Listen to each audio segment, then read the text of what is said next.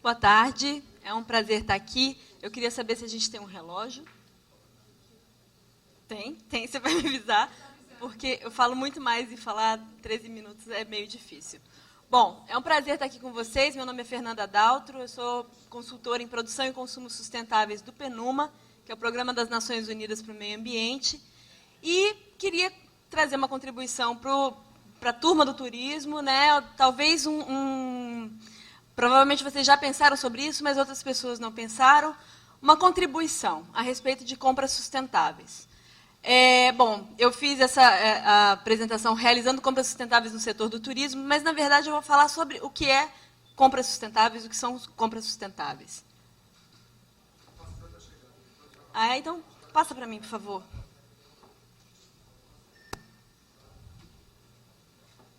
Pronto. Normalmente, né, em qualquer estabelecimento, numa instituição, num órgão, dentro de casa, a gente vai fazer uma análise de como comprar os produtos que a gente necessita para as nossas atividades diárias. Tradicionalmente, se avalia o preço e a qualidade.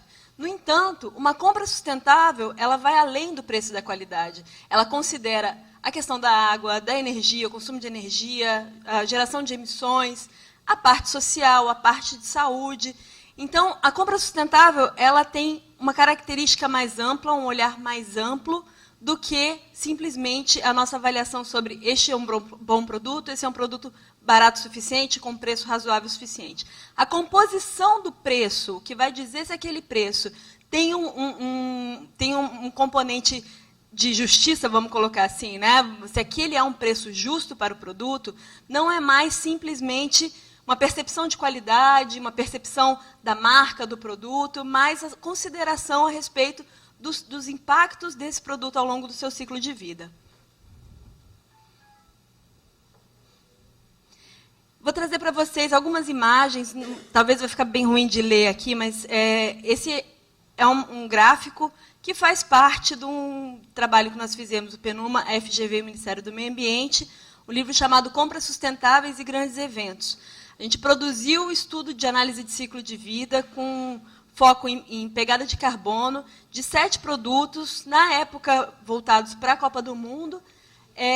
Bom, esse livro está disponível para download, né? Vocês podem baixar ele online, gratuitamente, no site do PNUMA e no site da FGV, do Centro de Estudo de Sustentabilidade. Mas o que eu quero trazer para vocês aqui são alguns infográficos interessantes. Esse daqui mostra o passo a passo de uma compra sustentável. Então, o primeiro momento da compra sustentável é a avaliação das necessidades, é o planejamento. Então, é se avaliar quais são os produtos que eu preciso, qual é o volume, a quantidade de produtos que eu preciso comprar. É necessário realmente comprar aquele produto ou eu posso contratar um serviço que me ofereça o mesmo resultado? Né? Então, há um movimento de não ter, né, de tirar o lado material. Em vez de você comprar uma máquina de lavar roupa, 3 ou 4, vamos dizer que você é um estabelecimento, uma pequena pousada, comprar 2, 3 máquinas de lavar roupa, se você não pode contratar o serviço. Isso desmaterializa, né, a economia. É uma primeira avaliação. Depois de identificar quais são as suas reais necessidades de compra, quais são as possibilidades, a gente vai fazer uma análise dos impactos socioambientais dessa compra. Aí entra a grande questão, mas eu não sou entendido de sustentabilidade. Eu não entendo exatamente cada produto, eu não sei qual é o ciclo de vida de cada produto. Eu acho que uma primeira abordagem, uma forma inicial, é o pensamento de ciclo de vida. Muito mais do que você ter acesso a uma avaliação de ciclo de vida, que na verdade é um estudo complexo e bastante específico, você pode ter o pensamento de ciclo de vida na sua compra. Eu vou explicar isso um pouco mais tarde. Num segundo momento, depois que você identificou quais são os produtos que você precisa, como você vai adquiri-los, qual é a qualidade esperada daqueles produtos em consideração aos impactos socioambientais, você vai fazer uma consulta ao mercado. Muitas vezes, o que a gente percebe é comprar sustentavelmente é mais difícil, é mais caro, não tem fornecedor suficiente. E isso é uma realidade, mas que ela vai mudando de acordo com a demanda, de acordo com a busca, né, pela compra desses produtos. Então, uma consulta ao mercado é muito interessante. o que significa essa consulta ao mercado? Vamos falar, por exemplo, de alimentos, né? A Rio 2016 tinha uma expectativa de oferecer os alimentos durante as Olimpíadas, todos comprados de agricultura familiar e orgânica, de preferência aqui no Rio de Janeiro, né? Mas isso era virtualmente impossível.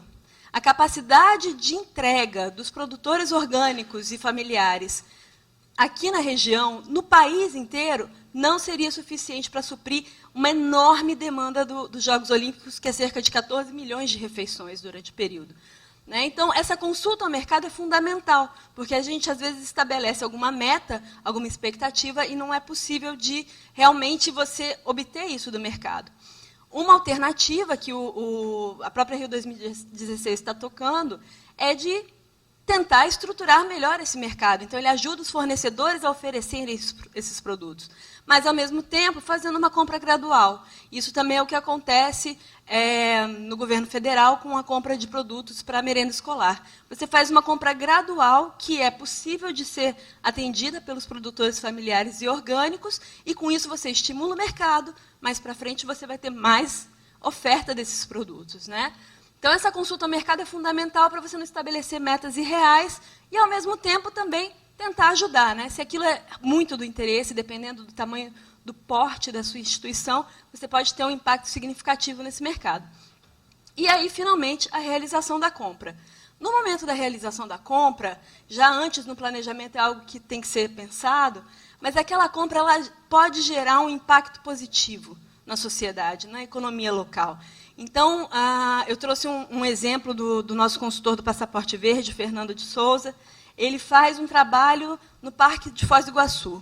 Uma das orientações a respeito de compras sustentáveis que ele fez lá foi sugerir que, em vez de se comprar todo o alimento do Ceasa, se comprasse o alimento da produção local, num raio de até 30 quilômetros.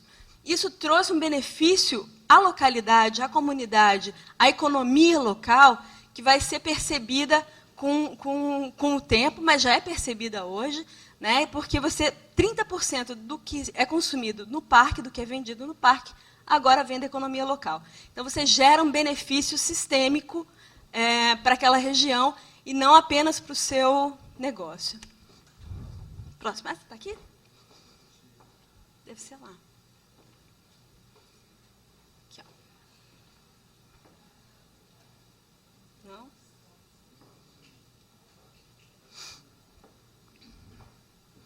Muito bem. Então, o que é a abordagem do ciclo de vida? A abordagem do ciclo de vida é um pensamento. Eu vou simplificar muito, não vou entrar no mérito da análise de ciclo de vida, que realmente é uma metodologia muito complexa. Mas é interessante a gente ter isso em mente. Isso é que é a parte bonita da coisa, você ter um pensamento de ciclo de vida.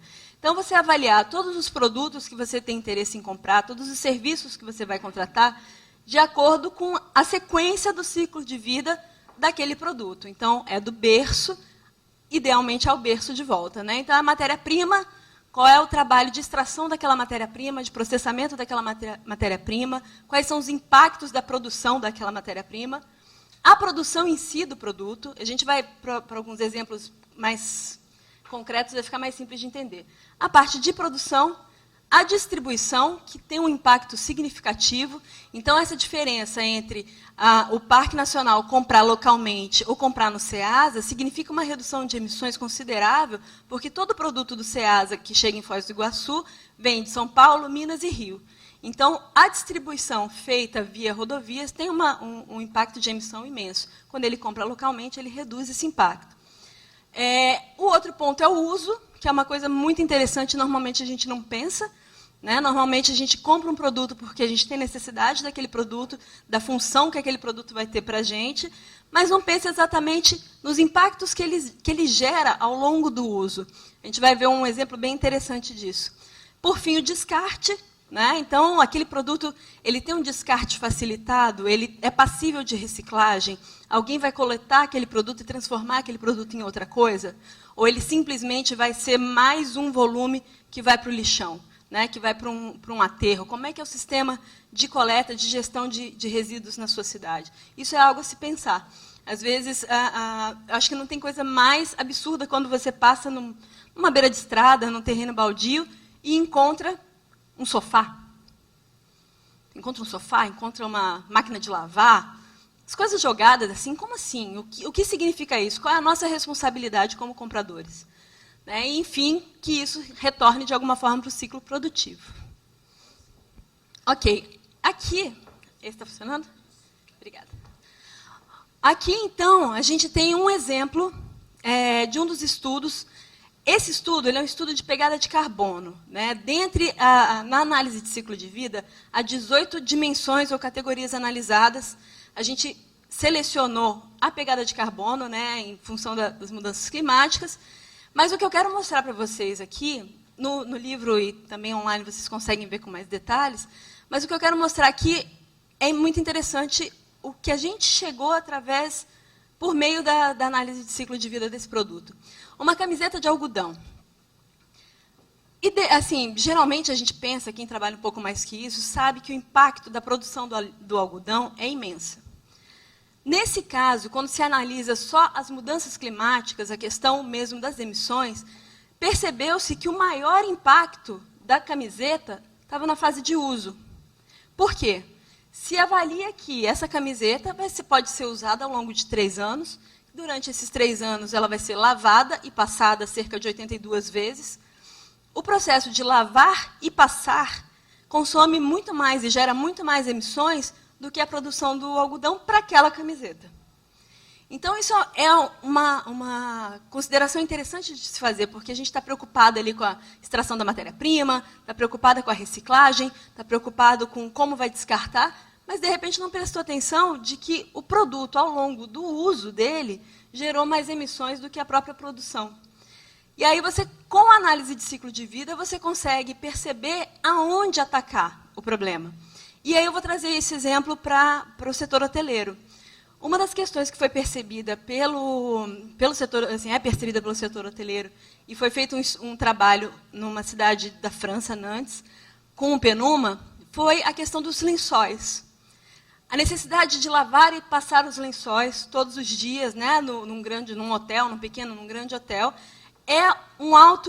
gera um alto consumo de energia, um alto consumo de água, uma alta produção de efluentes, né, por conta dos produtos de limpeza. Como, então, resolver isso? Como diminuir esse impacto? Uma das propostas foi o desenvolvimento tecnológico de um tecido mais fácil de passar, mais fácil de lavar.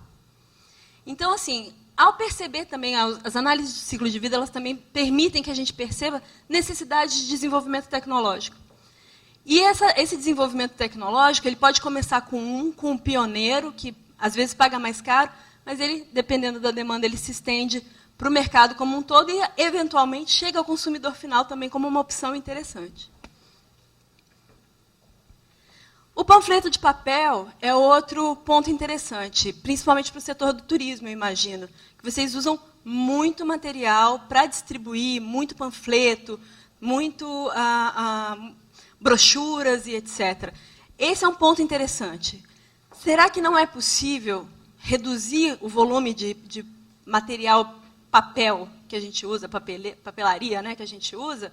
Será que não é possível rever esses conceitos, a forma de comunicar com o cliente, usar alternativas, né, como o voucher eletrônico, o voucher digital? São projetos que, inclusive, a gente tem recebido no Prêmio da Brastoa, vários projetos interessantes que usam a tecnologia para reduzir a quantidade de papel que é utilizado no setor. Aqui, o resultado é aquele esperado, né? De fato, a extração da madeira, a produção do papel, é a etapa que mais causa impacto nas mudanças climáticas. E aqui, esse aqui é um outro exemplo que eu acho que vai interessar vocês também, que é a pegada de carbono de uma refeição típica brasileira, composta de carne, salada, arroz, feijão, etc. Também, sem surpresa, a gente percebe que o maior problema é a produção da carne. É a geração, como é que eles colocam ali o termo bem correto, mas eu não vou saber falar. A ruminação e a produção de metano do gado. Então, é um problema sério, e isso nos leva também a um outro desafio. como oferecer produtos, alimentos para os hóspedes com alternativas, né, que talvez consigam reduzir esse impacto. Então, o convite que eu faço a vocês, aqui está o endereço para o download, mas está horrível, eu vou sugerir que vocês joguem no Google o livro Compras Sustentáveis e Grandes Eventos, que o PDF está disponível online. Então, o convite que eu faço a vocês, como pessoas, nas suas vidas particulares, mas também como empresários, é ter uma abordagem de ciclo de vida, é avaliar cada produto, cada serviço, sob o ponto de vista do ciclo de vida. Quais são os impactos, onde aqueles impactos podem ser mitigados, né, como reduzir e tornar suas compras mais sustentáveis, favorecendo aí um processo sistêmico de sustentabilidade. O que é interessante? É interessante que as compras sustentáveis elas começam com uma preocupação de, bom, quero ser mais sustentável, quero poder ter esse apelo de imagem para a minha instituição, para o meu estabelecimento, né? Então, você começa, ou mesmo com a preocupação de ser mais sustentável, você começa dessa forma. Mas, em breve, muito em breve, você vai perceber que isso é uma vantagem econômica para o negócio, que isso traz vantagens econômicas, que isso fortalece a economia local e te beneficia como negócio naquele destino, e mais que isso, beneficia o destino como um todo. Então, gostaria de convidá-los a conhecer um pouco mais e a pensarem um pouco mais sobre compras sustentáveis. Obrigada.